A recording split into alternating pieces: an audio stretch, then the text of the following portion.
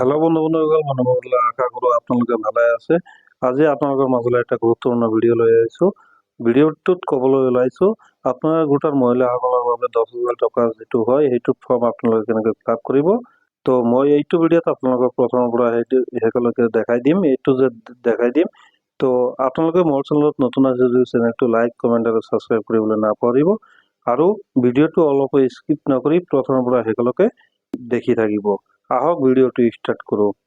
ইয়াত চাব আবেদন পত্ৰ এপ্লিকেশ্যন ফৰ্ম, ক্ৰমিক নম্বৰ যিটো আছে এইটো অফিচৰ পৰা দিব। তাৰপিছত ইয়াত আপোনালোকে পাছপোৰ্ট ফটো লগাই দিব। তাৰপিছত চাব 1 নম্বৰত দিয়া আছে আপোনাৰ গোটৰ সদস্যৰ নাম। তো ইয়াত সদস্যৰ নামটো কেপিটেল লেটাৰ লিখিব লাগিব। তাৰপিছত ইয়াত 2 নম্বৰত চাব আপোনাৰ গোটৰ নাম। আপোনাৰ গোটৰ নামটো ইয়াত বহাই দিব। তাৰপিছত ইয়াত 3 নম্বৰত চাব আপোনাৰ গোটৰ MIS কোড। তো MIS কোড যিটো এইটো আপোনাৰ গোটৰ প্ৰেচিডেণ্টৰ ওচৰত থাকে, তো তাৰ পৰা শুনি এইটো বহাই দিব। তাৰপিছত ইয়াত ৰেজিষ্ট্ৰেশ্যন যিটো মোবাইল নম্বৰ যিটো আছে সেইটো আপোনালোকে বহাই দিব। তাৰপিছত 5 নম্বৰত চাব জাতি, কাষ্ট, আপোনালোকে জেনেৰেল নে OBC নে ST নে SC এইটো দিব লাগিব। তাৰপিছত 6 নম্বৰত দিয়া আছে আবেদনকাৰী মৰাণ মটক জনগোষ্ঠীৰ অন্তৰ্ভুক্ত হয় নে নহয়। যদি হয় আপোনালোকে ইয়েছত ক্লিক কৰিব আৰু নহ'লে ন'ত ক্লিক কৰিব। তাৰপিছত ইয়াত চাব 7 নম্বৰত আবেদনকাৰী চাহ জনজাতিৰ অন্তৰ্ভুক্ত হয় নে নহয়। তো আপোনালোকে যদি চাহ জনগোষ্ঠীৰ অন্তৰ্ভুক্ত হয় তেতিয়াহ'লে হয় ইয়াত ক্লিক কৰিব, আৰু যদি নহয় তেতিয়াহ'লে নহয় যিটো অপশ্যন আছে এইটোত ক্লিক কৰিব। তাৰপিছত এইটো ইয়াত দিয়া আছে 8 নম্বৰত ছেভিংছ বেংক একাউণ্ট নম্বৰ। তো একাউণ্ট নম্বৰটো ইয়াত বহাই দিব। তাৰপিছত বেংকৰ নামটো 9 নম্বৰত দিয়া আছে ইয়াত বহাই দিব। তাৰপিছত 10 নম্বৰত চাব ব্ৰাঞ্চৰ নামটো বহাই দিব। আৰু 11 নম্বৰত চাব IFS কোড যিটো আছে এইটো বহাই দিব। তাৰপিছত 12 নম্বৰত ইয়াত ভিলেজৰ নামটো আপোনালোকে বহাই দিব। তাৰপিছত ইয়াত চাব 13 নম্বৰত দিয়া আছে নেক্সট ফৰ্মত গাঁও পঞ্চায়ত, গাঁও পৰিষদ উন্নয়ন সমিতি, গাঁও উন্নয়ন সমিতি, MAC সমষ্টিৰ নাম। তো ইয়াত আপোনালোকে গাঁও পঞ্চায়তৰ নাম নাইবা গাঁও পৰিষদৰ সমিতিৰ নাম নাইবা গাঁও উন্নয়ন সমিতিৰ নাম ইয়াত বহাব লাগিব। তাৰপিছত ইয়াত ব্লক নেম, উন্নয়ন খণ্ডৰ যিটো নেম আছে সেইটো বহাই দিব। 15 নম্বৰত দিয়া আছে জিলাৰ নাম, ডিষ্ট্ৰিক্টৰ নাম যিটো আছে ইয়াত আপোনালোকে বহাই দিব। তাৰপিছত 16 নম্বৰত ক'ত দিয়া আছে বিধানসভা সমষ্টিৰ নাম, শেহতীয়া সমষ্টি পুনৰ নিৰ্ধাৰণ আয়োগৰ প্ৰতিবেদন অনুসৰি। তাৰমানে যিটো নতুন কৰি সমষ্টি গঠন কৰিছে সেইটো সমষ্টিৰ নাম কি হয় ইয়াত বহাই দিব। 16 নম্বৰ পদ। তাৰপিছত ফটোযুক্ত ভোটাৰ পৰিচয় পত্ৰ নাম্বাৰ, ভোটাৰ যিটো পৰিচয় পত্ৰ ইপিক ID নাম্বাৰ যিটো আছে সেইটো ইয়াত বহাই দিব। তাৰপিছত ভোট গ্ৰহণ কেন্দ্ৰৰ নাম, যিটো আপোনালোকে য'ত যায় ভোট দিয়ে ভোটাৰ কাৰ্ডৰ উল্টা ভিতৰত লিখা আছে সেইটো দেখি ইয়াত বহাই দিব। তাৰপিছত ঘ নম্বৰত দিয়া আছে ভোট গ্ৰহণ কেন্দ্ৰৰ নাম, পুলিং ষ্টেচনৰ নাম। তো ইয়াত পুলিং ষ্টেচনৰ নামটো বহাই দিব আপোনালোকৰ ভোটাৰ ID কাৰ্ড দেখি সেইটো বহাই দিব। তাৰপিছত 17 নম্বৰত দিয়া আছে সন্তানৰ সংখ্যা। তো আপোনালোকৰ সন্তানৰ সংখ্যা কিমানজন, 1জন নে 2জন নে 3জন এইটো ইয়াত বহাই দিব। তাৰপিছত 18 নম্বৰত দিয়া আছে বিদ্যালয় যোৱা 3 পৰা 14 বছৰ বয়সৰ কন্যা সন্তানৰ সংখ্যা। তো আপোনালোকৰ 3 পৰা 14 বছৰৰ ভিতৰত কন্যা সন্তান বিদ্যালয় যোৱাৰ কেইজন আছে ইয়াত আপোনালোকে বহাই দিব। তাৰপিছত 19 নম্বৰত দিয়া আছে বিদ্যালয় কন্যা সন্তানৰ নামভৰ্তি কৰোৱা হৈছে নে নাই। যদি আপোনালোকে বিদ্যালয়ত কন্যা সন্তানৰ নামভৰ্তি কৰিছে তেতিয়াহ'লে হয় ক্লিক কৰিব, আৰু যদি কৰা নাই তেতিয়াহ'লে নহয়ত ক্লিক কৰিব। তাৰপিছত 20 নম্বৰত আছে অমৃত বৃক্ষ আন্দোলন ৰোপণ কৰা গছৰ পুলিকেইটা জীয়াই আছে আৰু ডাঙৰ হৈছে নে নাই। আপোনালোকৰ যিটো অমৃত বৃক্ষ আন্দোলনৰ সময়ত গছৰ পুলি ৰোপণ কৰিছিল সেইটো যদি জীয়াই আছে তেতিয়াহ'লে হয়ত ক্লিক কৰিব, আৰু যদি জীয়াই থকা নাই তেতিয়াহ'লে নট ক্লিক কৰিব। তাৰপিছত খ নম্বৰত দিয়া আছে যদি নহয় সেই ঠাইত নতুন গছৰ পুলি ৰোপণ কৰা হৈছে নে নাই। তো আপোনালোকৰ অমৃত বৃক্ষ আন্দোলনৰ সময়ত যিটো গছৰ পুলি ৰোপণ কৰিছিল সেইটো যে জীয়াই থকা নাই সেইটোৰ ঠাইত বেলেগ বুলি আপোনালোকে ৰোপণ কৰিছে নে নাই, যদি ৰোপণ কৰিছে হয়ত আপোনালোকে ক্লিক কৰিব, আৰু যদি ৰোপণ কৰা নাই নহয় যিটো অপশ্যন আছে ইয়াত ক্লিক কৰিব।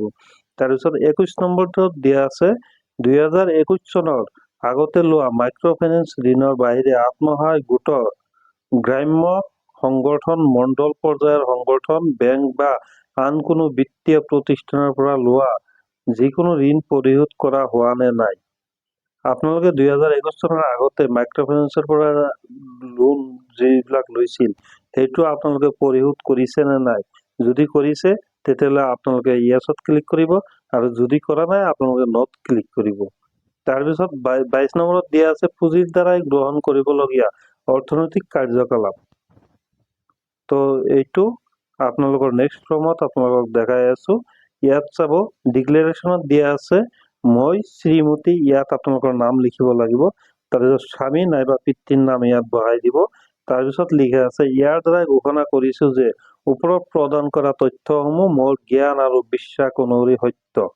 তো আপোনালোকে সকলো সঁচা যিবিলাক সত্য সেইবিলাকে আপোনালোকে এইটো ফৰ্মত লিখিব লাগিব, অন্যথা আপোনালোকে মিছা যিবিলাক আছে আপোনালোকে চাপোজ ধৰক ঋণ লোৱা নাই, ঋণ লৈছে কিন্তু লোৱা নাই বুলি লিখি দিছে, তো সেইটো প্ৰমাণিত হলে আপোনালোকৰ এইটো গ্ৰহণযোগ্য কৰা নহব। তাৰপিছত ইয়াত ইংলিছতে চেম লিখা আছে, তো ইয়াত ফিল আপ কৰি দিব। তাৰপিছত খত চাব মই ঘোষণা কৰিছো যে চৰকাৰৰ পৰা লাভ কৰা পুঁজি মই দাখিল কৰা ব্যৱসায়ী পৰিকল্পনা অনুসৰি ব্যৱহাৰ কৰিম। তো এইটো আপোনালোকৰ ব্যৱসায়ৰ কাৰণে প্ৰযোজ্য হ'ব।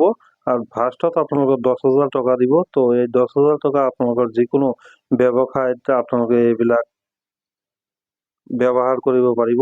পিছত যদি আপোনালোকে ভালকে এই ঋণটো ঘূৰাই দিয়ে তাৰপিছত আপোনালোকে নেক্সট টাইম 25,000 টকা লোন ল'ব পাৰিব গভৰ্ণমেণ্টৰ পৰা। তাৰপিছত ঘ নম্বৰত দিয়া আছে মই ঘোষণা কৰিছো যে ওপৰত যিকোনো তথ্য ভুল প্ৰমাণিত হলে চৰকাৰৰ পৰা লাভ কৰা পুঁজি ঘূৰাই দিয়াৰ বাবে মই দায়বদ্ধ হ'ম। তো আপোনালোকৰ ওপৰত যিবিলাক তথ্য অলৰেডি ফিল আপ কৰি দিলে এইবিলাক যদি ভুল প্ৰমাণিত হয় তেতিয়াহ'লে এইটো পইচাটো আপোনালোকক ঘূৰাই দিয়াৰ কাৰণে আপোনালোকেই দায়বদ্ধতা হৈ থাকিব লাগিব।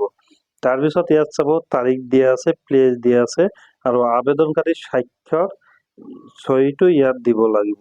তাৰপিছত ইয়াত আপোনালোকে নেক্সট ফৰ্মত চাব সংকল্প পত্ৰ 1, ইয়াৰ দ্বাৰাই মই শ্ৰীমতী আপোনাৰ নাম লিখিব লাগিব, তাৰপিছত পিতা নাইবা স্বামীৰ নামটো লিখিব লাগিব, আৰু বয়সটো ইয়াত লিখি তাৰপিছত আত্মসহায়ক গোটৰ এগৰাকী সদস্য আৰু মোৰ MIS কোড আপোনালোকৰ কোডটো ইয়াত বহাই মই দৃঢ়তাৰে আৰু শুদ্ধ অন্তৰেৰে ঘোষণা কৰিলো যে মই 1 নম্বৰত দিয়া আছে মই এগৰাকী কন্যা সন্তানৰ মাতৃ, সেয়েহে কন্যা সন্তান আৰু শিক্ষাৰ প্ৰয়োজনীয়তা সম্পৰ্কে অৱগত।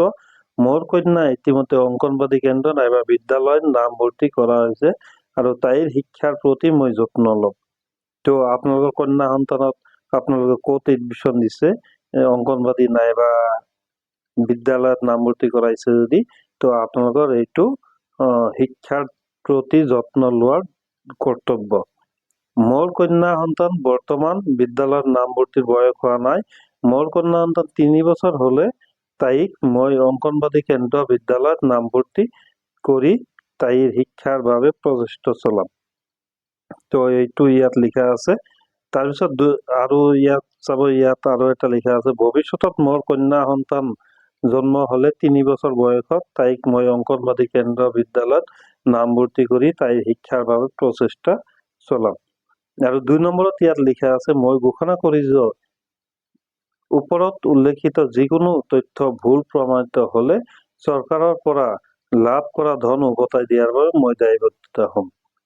তো ইয়াত আপোনালোকৰ আবেদনকাৰী যিটো স্বাক্ষৰটো ইয়াত দিব লাগিব।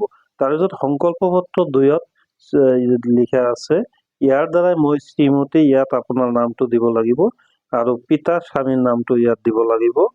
তাৰপিছত বয়স ইয়াত দিব লাগিব। আপোনাৰ গোটৰ এগৰাকী সদস্য মোৰ MIS কোডটো ইয়াত দিব লাগিব। তাৰপিছত ইয়াত 1 নম্বৰত লিখা আছে মই এগৰাকী সাধাৰণ শ্ৰেণীৰ অন্যান্য পিছপৰা শ্ৰেণীৰ অন্তৰ্গত মহিলা। মই মোৰ সন্তানৰ সংখ্যা 3টাতকৈ বৃদ্ধি হ'বলৈ নিদিওঁ সংকল্প গ্ৰহণ কৰিছো। যদি ইতিমধ্যে মোৰ 3টা সন্তান জন্ম হোৱা নাই, তেন্তে মই মোৰ সন্তানৰ সংখ্যা 2টাতে সীমিত ৰাখিবলৈ প্ৰচেষ্টা চলাম। এই ক্ষেত্ৰত মোৰ স্বামী সন্মতি আছে। তো ইয়াত চাব আৰু অথবা ইয়াত দিয়া আছে, মই এগৰাকী অনুসূচিত জাতি, অনুসূচিত জনজাতি, মৰাণ সম্প্ৰদায়ৰ, মটক সম্প্ৰদায়ৰ, চাহ জনজাতিৰ অন্তৰ্গত মহিলা। মই মোৰ সন্তানৰ সংখ্যা 4টাতকৈ বৃদ্ধি হ'বলৈ নিদিয়াৰ সংকল্প গ্ৰহণ কৰিছো। যদি ইতিমধ্যে মোৰ 4টা সন্তান জন্ম হোৱা নাই, তেন্তে মই মোৰ সন্তানৰ সংখ্যা 3টাত সীমিত ৰাখিবলৈ প্ৰচেষ্টা কৰিম। এই ক্ষেত্ৰত মোৰ স্বামী সন্মতি আছে। তো এইবিলাক আপোনালোকে পঢ়ি চাব, ইয়াত বহুতো ডিক্লেৰেশ্যন দিয়া আছে, তো আপোনালোকে দেখি ল'ব। তাৰপিছত 2 নম্বৰত চাব, ইয়াত লিখা আছে, মই ঘোষণা কৰি যে ওপৰত উল্লেখিত যিকোনো তথ্য ভুল প্ৰমাণিত হ'লে চৰকাৰৰ পৰা লাভ কৰা ধন উভতাই দিয়াৰ বাবে মই দায়বদ্ধতা হ'ম। তাৰপিছত নেক্সটত ইয়াত দিয়া আছে, মোৰ উপস্থিতিতে আবেদনকাৰী, আবেদন যিজনে কৰিছে তাৰ চহী দিব লাগিব, তাৰ সাক্ষীৰ স্বাক্ষৰ ইয়াত দিব লাগিব। তাৰপিছত ইয়াত চাব আবেদনকাৰীৰ স্বাক্ষৰ, তো ইয়াত দিব লাগিব।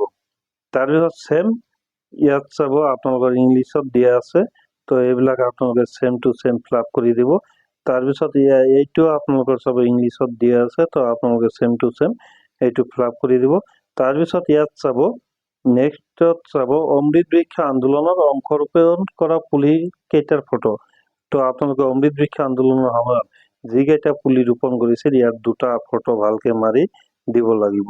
তাৰপিছত ইয়াত চাব মুখ্যমন্ত্ৰী মহিলাৰ উদ্যমিতাৰ অভিযানৰ বিষয়ে, তো এইটো মহিলা উদ্যমিতাৰ বিষয়ে ইয়াত লিখা আছে, তো আপোনালোকে ইয়াত ভালকে পঢ়ি দেখি ল'ব। তাৰপিছত চাব ইয়াত অনুদানকাৰীৰ দ্বাৰা আপোনাৰ গোটৰ সদস্য গ্ৰহণ কৰিবলগীয়া দৃষ্টিমূলক বাণিজ্যিক কাৰ্যকলাপৰ তালিকা। তো ইয়াত আপোনালোকৰ চাব বহুতো বিজনেছৰ নাম দিয়া আছে, আপোনালোকে কেনেকৈ ব্যৱসায় কৰি লাভৱান হ'ব পাৰিব। তো এইবিলাক দেখি আপোনালোকে ব্যৱসায়বিলাক আৰম্ভ কৰিব পাৰিব। এইবিলাক ইংলিছত দিয়া আছে ইয়াত।